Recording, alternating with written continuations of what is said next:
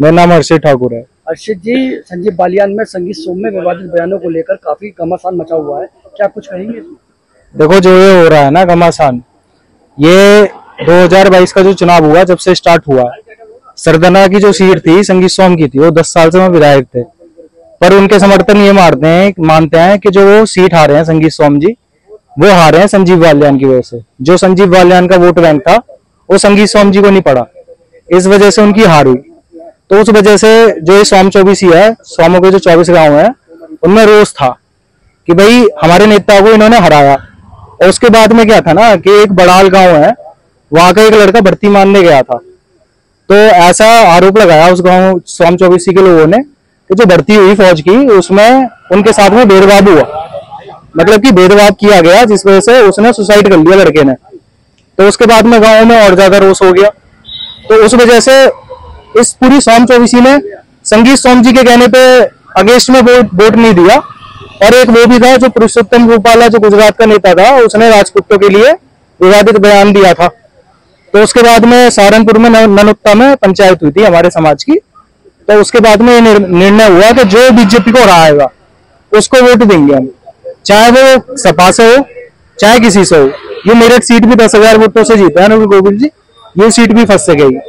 ठीक है, बट मेरी बात यह है कि जो भी आपस में विवादित ये हो रहे हैं, इनका समाधान होना चाहिए और जो गलत है उसको सजा मिलनी चाहिए। देखिए, यदि आपने संगीत सोम और डॉक्टर संजीव बालियान के प्रतिस्पर्धा की भावना, तो मैं इसको आधार रूप से आपको थोड़ा पीछे ले जाना चाहूंगा। मुझे फतेहगढ़ दंगे के बाद में हमारे पश्चिमी उत्तर प्रदेश में तीन चर्चित नेता अस्तित्व में आए थे, जिसमें सुरेश राणा, संगीत सोम और डॉक्टर संजीव बालियान।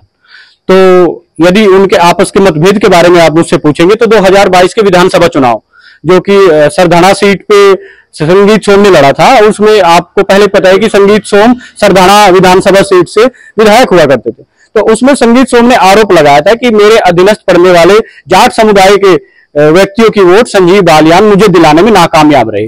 वही कुटाराघात है कि आज लोकसभा चुनाव 2024, जिसमें हमारे राजपूत समाज के गांव सरधाना सीट, राजपूत समाज के गांव हमारे चरथावल सीट और राजपूत समाज के गांव हमारे बुढ़ाना सीट पे पड़ते हैं, बुढ़ाना विधानसभा सीट पे पड़ते हैं, उसमें कहीं ना कहीं अंतर्मन से संगीत सोम ने भी इस तरह का कुछ प्रचार किया या फिर इस तरह का कोई भ्रामक जानकारियां फैलाई, जिसके कारण राजपूत समाज संजीव बालियान को वोट न दे करके सीधा या तो समाजवादी पार्टी की तरफ चला गया बहुत मात्रा में, या फिर बहुजन समाजवादी पार्टी की तरफ चला गया। सोनू जी, संगीत सोम में संजीव बालियान में लगातार विवादित बयान आपस में चल रहे हैं, बिल्कुल चल रहे हैं। कहेंगे इसमें?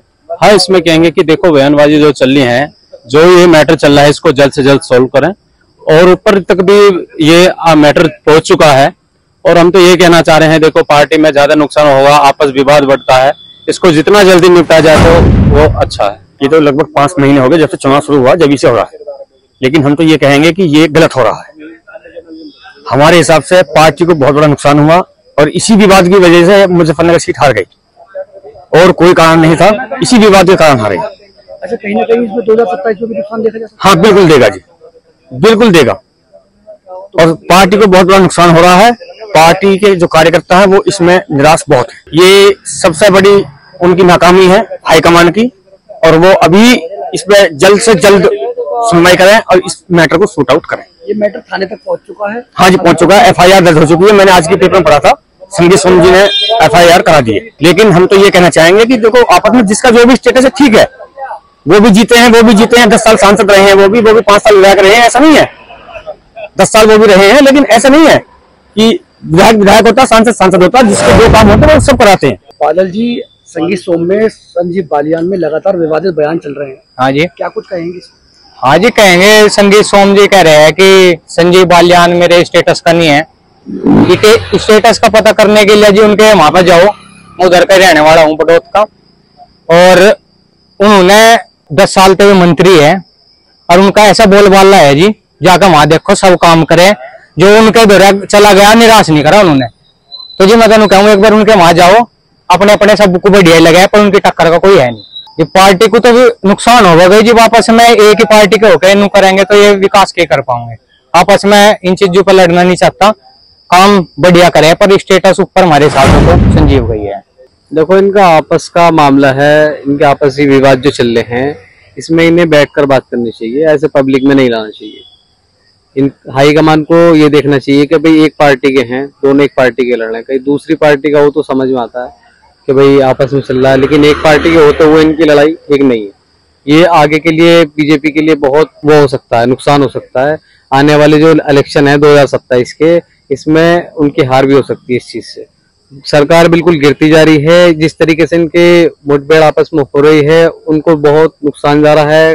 सरकार पीछे जाती जा रही है, जितने आगे जाती जा रही थी उतनी पीछे जा रही है। संगीत सोम और संजीव बालियान का जो विवाद है और इसका नुकसान भारतीय जनता पार्टी को उत्तरी पश्चिमी उत्तर प्रदेश में विशेष रूप से हुआ है, तो निश्चित तौर पर इनके बयान आपस में एक दूसरे को कितना नुकसान पहुंचा रहे हैं वो दूसरी बात है, लेकिन भारतीय जनता पार्टी को इन्होंने निश्चित तौर पर नुकसान पहुंचाया ही है। 2027 में नुकसान देखने को मिल सकता है, क्योंकि विशेष तौर पर पश्चिमी उत्तर प्रदेश में युवाओं के अंदर आक्रोश, विशेष तौर पर अग्निवीर योजना है या बेरोजगारी के विषय पर भी है, और जो जातीय संघर्ष इस समय हमें ठाकुर बनाम बालियानों के बीच में नजर आ रहा है या जाटों के बीच में नजर आ रहा है, तो वो भारतीय जनता पार्टी को इस संबंध में कार्य करने की भी जरूरत है कि वो अपने उन नेताओं को बयानों में सुधार करने की सलाह दे कि वो ऐसे बयान ना दें जिससे जन आक्रोश हो, जिससे जनता किसी भी तरह का विद्वेष भारतीय जनता पार्टी के प्रति रखे। और ये भी देखा जा सकता है कि समाजवादी पार्टी ने शायद बेहतर काम और अपने मुद्दे लोगों तक पहुंचाए, इसलिए भी भारतीय जनता पार्टी को हराने में सक्षम रही हो।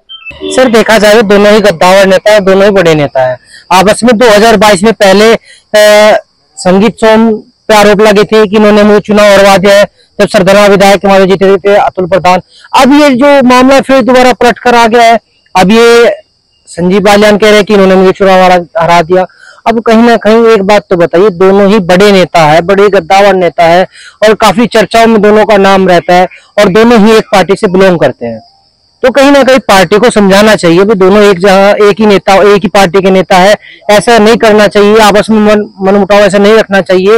हालांकि देखो, अगर आपको अलग अलग पार्टी में होते, पक्ष विपक्ष में होते, तो बात अलग थी कि दोनों अलग अलग जा सकते थे, एक दूसरे के पक्ष विपक्ष में रहते तो कोई दिक्कत नहीं थी। पर एक ही पार्टी में होकर ऐसे मनमुटाव होना दोनों की काफी गंभीर स्थिति है। पार्टी को समझाना चाहिए, आला कमान को आदेश देने चाहिए कि आपस में नहीं लड़ना चाहिए, आपस में मिलजुल कर रहो। और बात ये होनी चाहिए कि आपको ये देखना चाहिए कैसे विकास हो, भाई आपके क्षेत्र में आप कैसे विकास कर सकते हो। ये चीज आपस में बैठ के बात करते कि आपने वहां कमी रही है, आप यहाँ पे विकास करिए, आपने यहाँ कमी रखी है, आपकी चुनाव इसलिए आ रहे हो, आपको यहाँ पे ये मेहनत करनी चाहिए थी, अगली बार हम दोबारा ऐसी मेहनत करेंगे नहीं। पर लेकिन आपस में दोनों का टकराव हो रहा है, ये बहुत ही गलत है। जैसे हम छात्र है, छात्र के उसको तो हमारा एक ही सुझाव रहेगा कि निगम पार्टी को, आला कमान को आदेश देने चाहिए कि दोनों कहीं भी बयानबाजी ना करें, ना किसी को कोई बात करें, ना आपस में मुटाव रखिए। इन दोनों का आपस में दिल मिलाना चाहिए, बैठ के बात, दोनों के पक्ष दोनों की बात होनी चाहिए और अपनी अपनी दोनों को बात रखनी चाहिए। क्या नाम है आपका? सुहेल। सुहेल, लगातार संजीव बालियान और संगीत सोम में विवादित बयान चल रहे हैं, क्या कुछ इसमें कहेंगे? इसमें भारतीय जनता पार्टी को नुकसान है, विपक्ष पार्टी मजबूत होगी। ठाकुरों ने इस लोकसभा चुनाव में वो भी करा इसका विरोध भारतीय जनता पार्टी का। संगीत सोम इसको करते हुए भारतीय जनता पार्टी उसमें जा रही है। इसमें 2027 के चुनाव में देखने को मिलेगा नुकसान, भारतीय जनता पार्टी इसका खामियाना भुगतेगी। विपक्ष पार्टी मजबूत हो रही है उससे। तो कहीं ना कहीं इनकी आपसी लड़ाई है, आप घर में ही सॉर्ट आउट होनी चाहिए थी। इनकी आपसी लड़ाई वही आपस में इन्हें सॉर्ट आउट करनी चाहिए थी, इससे इन्हें नुकसान है भारतीय जनता पार्टी को। संजीव बालियान में और संगीत सोम में घमासान चला हुआ है, सियासी माहौल गरमाया हुआ है, क्या कुछ कहेंगे? संगीत सोम जी और संजीव बालियान जी में जो इस समय वर्चस्व की लड़ाई चल रही है, एक बात मैं आपको बता दूं कि संगीत सोम जब भाजपा की सरकार नहीं थी उस समय ब्रांड एक नेता माने जाते थे, लेकिन जब से उत्तर प्रदेश के अंदर भाजपा सरकार आई है, योगी जी ने जो है संगीत सोम जी को मिट्टी में मिलाने का काम कर दिया है। और मान सम्मान की जब लड़ाई आती है, मैं आपको बता दूं कि जिस नेता को जिस पार्टी में मान सम्मान नहीं मिलता तो नेता अपने आप को ठगा महसूस करने लगता है।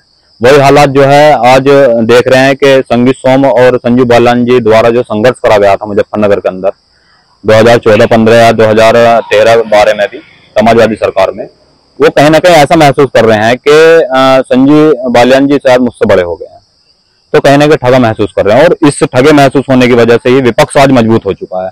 और मेरा मानना है जहां तक कि ठाकुरों की नाराजगी लोकसभा चुनाव में जो देखने को मिली है, उससे कहीं ना कहीं विपक्ष को फायदा हुआ है और विपक्ष इस वजह से कहीं ना कहीं मजबूत हुआ है। मैं आपको बता दूं, अगर यही वर्चस्व की लड़ाई पूरे देश, ये यही नहीं कि मुझे खाली मुजफ्फरनगर में, ठाकुरों की जो लड़ाई है इस समय वो भाजपा से है, वो पूरे देश के अंदर चल रही है। और अगर यही हालात रहे तो हमारा मानना है कि 2027 के चुनाव में भी इसको कहीं ना कहीं भाजपा को भारी नुकसान देखने को मिलेगा। क्या नाम है आपका? मेरा नाम विजय बहादुर है। विजय भाई, आप एक बात बताइए, संजीव बालियान और संगीत सोम में घमासान चल रही है, इसमें क्या कुछ कहेंगे? जी ये देखिए, जो इनमें आपसी जो रंजिश चल रही है, इन पे किस विषय को लेकर चल रही है या आपसी वर्चस्व को लेकर आपस में जो इनकी रंजिश चल रही है, जो जो इन दोनों में मनमुटाव चल रहा है, उससे कहीं ना कहीं बहुत ही बड़े स्तर पर भाजपा को जो है नुकसान हुआ है। भाजपा जो है इस टाइम जो है बैकफुट पर आ चुकी है, विपक्ष इस टाइम बहुत मजबूत हो चुका है। और आपने देखा होगा कि इस बार जो है गठबंधन की जो है 37 सीट आई हैं और जो कांग्रेस की 6 सीट आई हैं, 43 सीटें के आसपास जो विपक्ष जो है उत्तर प्रदेश में मजबूत हुआ है। और जो है पूरे इंडिया में जो सीटें आई हैं वो भी जो है पूर्ण बहुमत से भाजपा की नहीं आई हैं। तो आपने देखा होगा विपक्ष इस टाइम वर्तमान में जो है बहुत ही मजबूत है।